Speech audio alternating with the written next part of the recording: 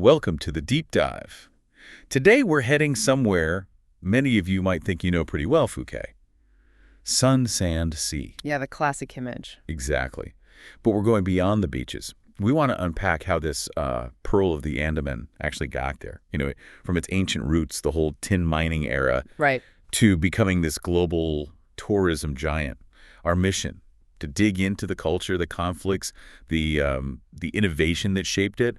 What secrets are we going to find? And look, the source material we've got for this deep dive, it really paints a fascinating picture across centuries, shows all these different forces, trade, war, migration, environmental stuff. Constantly reshaping the island. Absolutely. It's a story of incredible change, really, reinvention. Okay, let's start with the basics. Geography. Phuket is Thailand's biggest island, right? Uh-huh. About 576 square kilometers. That's it. Smack bang in the Strait of Malacca. Super strategic location. And you've got those famous beaches, Patong, Karon, Kata, mostly on the southwest coast. Yep. And then the east coast has Phang Nga Bay, those limestone karsts. Oh, yeah, stunning. Just jutting out of the water. And the climate, it's a tropical monsoon, average temp around 28 Celsius. Pretty nice. Yeah, but you've got those westerly monsoon winds, May to October. That brings the heavy rain. Ah, right. Sometimes beaches have to close then. It can happen, yeah. And Yeah. just for context, it's 6 hours ahead of GMT. Got it. Now, walking around Phuket's Old Town, you really see this mix, don't you? Thai, Portuguese influences. Oh, absolutely. Those Sino-Portuguese buildings, there are over 400 of them. Wow. Yeah, they're not just old buildings, they're like a fusion. European neoclassical meets traditional Chinese. It's history right there in the walls. Tells the story. And the Loy Krathong Festival in November sounds incredible. Floating rafts, lanterns. It's beautiful, really highlights that cultural blend. Phuket, it's always been this melting pot. Right. There's even a word, tamalang, for someone who speaks loads of languages fluently. Really shows Yeah. how essential that interaction was, huh? Exactly, for trade, for everything. Now you've got about 120,000 registered residents. Traditionally, lots worked in fishing, pearl mining, agriculture. And Rawai on the west coast, still famous for seafood today. Oh yeah, definitely worth a visit for that. So how did people first end up there? Was it the resources? Trade? Pretty much both. Abundant resources, plus the need for trade routes, especially with Eastern India, that drew the early immigrants. But then, the big shift, tin. Yeah, tin. Here we go. Yeah. The knowledge about tin and mining really ramped up around 1540 with the discovery of Bak Isle, another tin source nearby. Okay. And mining reportedly started in Phuket itself around then, in the ancient areas, and then spread out. Places like Surin, they found an old iron shovel there from 1688, Klong Phum, Kok Kloi, Shalong. So this brought big changes to who's living there. Huge changes. You start seeing Chinese migrants arriving in the early 1700s, specifically for the tin mines. Which probably caused some friction with the local Malays. Understandably, yeah, there was resentment. And it got to the point where by the mid-19th century, the population was almost entirely Chinese descent. Wow, almost entirely. Pretty much. Though Malays and Thais were still involved, especially Hokkien Chinese, not just in tin, but also coconut plantations. So as Phuket gets known for its resources, it gets pulled into bigger world events, right? The age of exploration, 16th to 18th centuries. Exactly. That location at the top of the Malacca Peninsula made it a crucial stopover point for ships sailing all over Southeast Asia. And people had been living there for ages already. Hunters, traders. For millennia. The folks there now, many descend from the Orang Laut Sea people, Malay-speaking Muslims, and the Orang Darat land people, Mon Creamer speakers. Okay. And when did Thailand or Siam officially take control? The general thinking is late 16th or 17th century. And Chinese immigration just kept going, but now also for gold mining, rubber. Which led to more conflicts. Yeah, sometimes with the Thai population. Yeah. And you saw Chinese settlements shifting more towards the east coast, like Phuket Town and Patong Bay. And administratively, it was divided up. Yeah, into 3 main areas back then. Si Santhan, Mong Ka, and Lot Yai. They roughly match up with today's Thalang, Phuket Town, and Katu districts. Now enter the Europeans. French, Yeah. British, starting to colonize the region. Right, and Siam did remarkably well to stay independent, mostly through really smart diplomacy, playing powers off each other. But Phuket itself was nearly snapped up by the British. Very nearly. Because they controlled the Strait of Malacca, it was strategically vital. They even set up quite a bit of infrastructure on the East Coast offices, a shipyard, tax office, even a harbor department, really embedding themselves. And here's a fascinating bit. The British actually pushed for setting up Patong.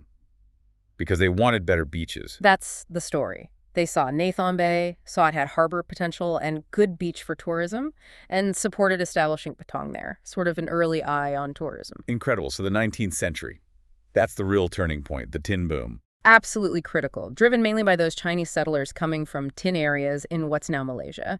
It just transformed Phuket from this sleepy island into a major player in the global tin trade. And the scale was massive, wasn't it? Population growth. Just exploded from maybe 3,000 people in the 1820s to 10 times that by the 1890s. Wow. Yeah, miners, traders, merchants bringing their families, it completely changed the island's makeup.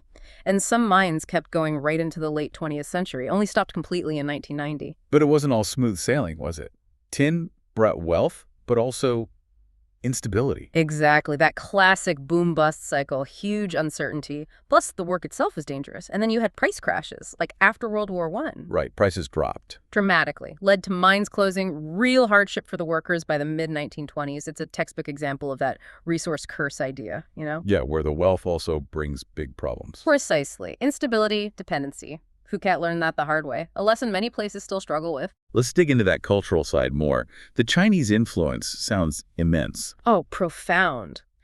The Sinha, the Chinese settlers, mostly from Guangdong or Hokkien, they really powered Phuket's economy from the late 18th century onwards, setting up businesses, shaping whole neighborhoods. And specific groups played key roles, like the Hokkien merchants. Yeah, wealthy Hokkien merchants were very influential. They were smart about protecting their interests, building business relationships.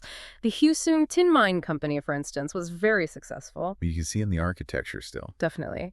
That Chinese vertical language, you mentioned the Sino-Portuguese style, but even within that, specific elements, Thao for deities, Hong Tuan for the Great Queen, it's all woven in. And it wasn't just one monolithic group of Chinese immigrants, right? There was diversity. Absolutely. Early on, you had Teochew, Eka, Hokkien were the majority, but Hainam and Hakkas were also there, sometimes jostling for position. Okay. Then, mid-19th century, things got tougher back in China under the Qing dynasty, so even more Hokkien migrants came over. Which caused more friction. Yeah, within the existing communities. More competition for business, for political influence. And how does this tie into the wider picture? European influence, the Thai monarchy. Well, King Chulalongkorn came to the throne in 1868. Siam was rich in resources, tin, timber, but maybe a bit behind in modern trade, foreign relations. Right. And he was ambitious, started major reforms. He appointed the first modern Siamese governor to Phuket, Frako Srisang. And in 1873, he ordered big reviews of how the royal household worked, pushing for modernization across the board. Okay, now for a really sharp turn. World War II. Phuket became a target, a Japanese base. A significant one, yeah. A strategic naval base for the Japanese. They were quietly clearing timber, building roads. It was a tense time. Must have been terrifying for the locals. Air raids. Oh, yeah. Heavy raids started pretty soon after Malaya fell. The monarchy even had to move inland to Khao Frateo for safety. And by late 1942, the situation was so serious they evacuated the entire population from the narrowest part of the island. There were warships doing drills right offshore. So the whole island was on edge. Curfews. Phuket was the first province in Thailand to get a nighttime curfew, daytime restrictions too. Then came bombing raids. 23 bombers hit the island. Troop trains passed through. It sounds intense. It was. And the sources mention this interesting point. Because resources like tin and rubber were often controlled by foreign interests, it left nations like Siam really vulnerable in these big global conflicts, facing, near annihilation. A sobering thought. Okay, shifting gears again. Yeah. After the war, a new chapter begins. Tourism starts to emerge. Slowly at first, but yes, WWII obviously hit tourism, but post-war, visitor numbers started creeping up. Trade routes opened up, especially with Europe. And that first air-conditioned restaurant, Wat Chayo, a sign of things to change. Definitely a sign of modernization, yeah. A new focus on hospitality. Then the government officially designated Phuket as the first region to study for tourism development. Ah, so that was the official push. That kicked off rapid growth. Suddenly, tourist facilities, airports, restaurants popping up everywhere, but often without much regulation. Leading to quality issues. Yeah, hastily built stuff, maybe not the best quality goods or services. After an initial boom, interest dipped, resorts got neglected, and then the 1996 Asian economic crisis hit things hard. And a big part of the problem was the workforce, wasn't it? Lots of jobs, but maybe not the right skills. Exactly. You had this huge infrastructure boom, maybe outstripping demand, but thousands working in tourism lacked technical skills, formal training. So service quality suffered. Language barriers. Big time. Only a few guides really spoke tourist languages well. It kind of tarnished the island's reputation for a while. But despite those bumps, tourism just kept growing, didn't it? Undeniably. Phuket is now hugely popular. Foreign tourists, Europeans, Australians, East Asians way outnumber domestic visitors.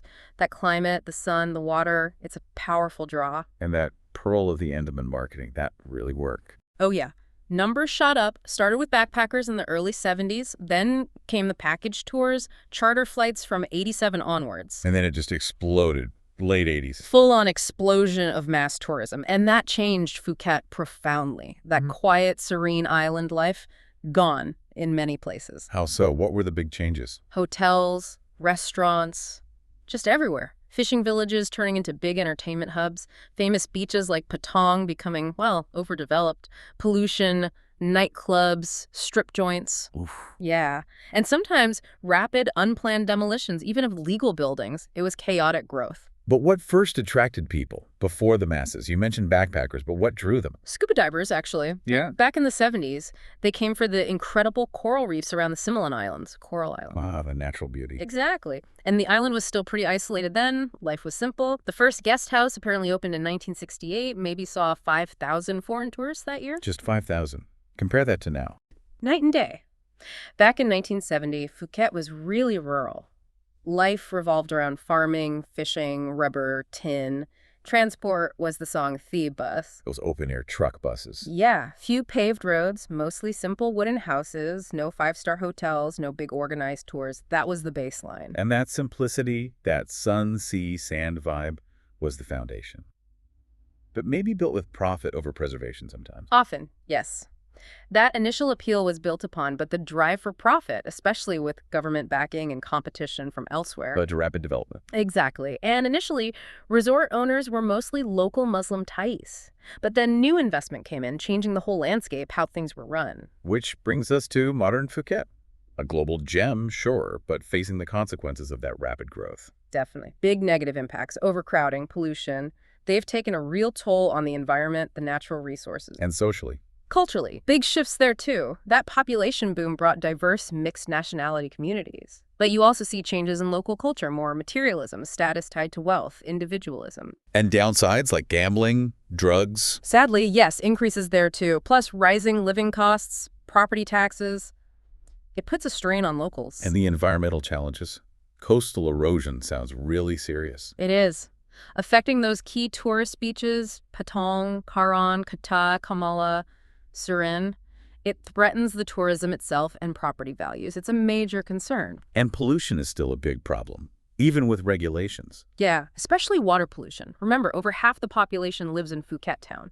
So all that growth means more potential for pollution, traffic jams, crime. Air pollution, too. Yep, from various sources, dust, aerosols. Even though it was declared a polluted control area back in '96, marine pollution is still rising. It's a constant battle. What about preserving the cultural heritage? Those Sino-Portuguese buildings, the shrines? There have been efforts, thankfully. Since 1998, there was a campaign encouraged by the king involving the community. So you see restored shrines like Penang Kwang, Sabaidi, historic homes. Which offer great insights, right? Yeah. Into the architecture, the religious mix. Invaluable insights, yeah. Into that Sino-Portuguese style and how Chinese and Thai religious traditions interacted. But is it enough?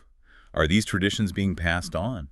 That's the worry. Fewer locals, especially younger ones, are involved in performing the traditional rituals. They're holding workshops, trying to share knowledge, but Not enough focus from educators or interest in traditional trades? seems to be a gap there, yeah. Local textile factories, for example, report fewer apprentices. It's a challenge to keep those traditions alive amidst all the change. So where does Phuket stand today? Thailand's wealthiest province, you said. A microcosm of the country. Pretty much, yeah. It reflects a lot of Thailand's successes and challenges. You still have tensions between locals and newcomers, some loss of cultural diversity maybe. But traditional ways do survive, often off the main tourist track. And economically, after Tin collapsed. Tourism just took over. Phuket town rebuilt, mostly in concrete. Visitor numbers went from those few thousand in 1970 to over 1 million by 2000. Incredible jump. Yeah. And other sectors grew too. Fishing, retail, construction. Absolutely. Fishing, banking, retail, and construction was huge, dominated for a long time by the Sanya Fakti company. But it hasn't been a smooth ride economically either, has it? Setbacks. Major ones. That 1996 Asian crisis hit hard, then the 2004 tsunami, devastating, thousands killed, hotels wiped out. Unimaginable. And then political unrest in 2007 closed Bangkok's airport, which hammered tourism again. Phuket's had to be resilient. And socially, that population boom. Over 400,000 by 2010. Remarkable growth. But bringing in so many workers from other provinces created friction. Locals feeling outnumbered, xenophobia. That's how the sources describe it, yeah. Fear of becoming a minority, leading to these xenophobic tendencies. It creates social divides, segregation, with immigrants often stuck in low-paid jobs. A complex social fabric. So looking ahead, what's the plan for tourism in 2024 and beyond? The focus seems to be shifting more towards quality over quantity, trying to attract tourists who spend more rather than just chasing sheer numbers. Makes sense. Aiming for higher value. Yeah. And Phuket's tourism industry is incredibly adaptive, innovative. There's hope for stability, for investment in hotels, hospitality, golf, yachting, even positioning itself as a creative city of gastronomy. Food tourism. Interesting. But underlying all this is the sustainability challenge, isn't it? That's the critical issue. Rapid population growth, quarrying, environmental damage, waste, quality of life for residents, social inequality. These are huge hurdles. And you can't fix them without tackling the bigger picture. Power dynamics, context. Exactly. The sources argued that the current path is unsustainable. It's already damaged the environment, affected the economy, quality of life, overcrowding, water pollution, coastal damage. So things like ecotourism, community-based tourism, they're essential now. Not just buzzwords, yeah. They're really needed if Phuket wants a more balanced, sustainable future. Wow. What a story. It really is an incredible journey Phuket's been on. Ancient settlements, tin mines, and now this global hotspot. Constant change. Absolutely. Centuries of trade, migration, power struggles, all leaving their mark on its culture. And that huge shift from tin to tourism brought wealth, but also, as we've seen, really complex challenges. So, for you listening, Yeah. it's the takeaway. Phuket is striving for this future of quality tourism, sustainable development. But it's walking this tightrope, isn't it? It really is, balancing economic growth with preserving the natural beauty, the unique heritage that made it special in the first place. Which leaves us with a big question, I think. Yeah. How does a place that's become so defined by rapid change, by its global appeal, how does it hold on to the very essence, the tranquility, perhaps, that first drew people there? That's a tough one. How do you protect the soul of a place while it's constantly evolving? Something to definitely mull over, not just for Phuket, but for so many places like it around the world.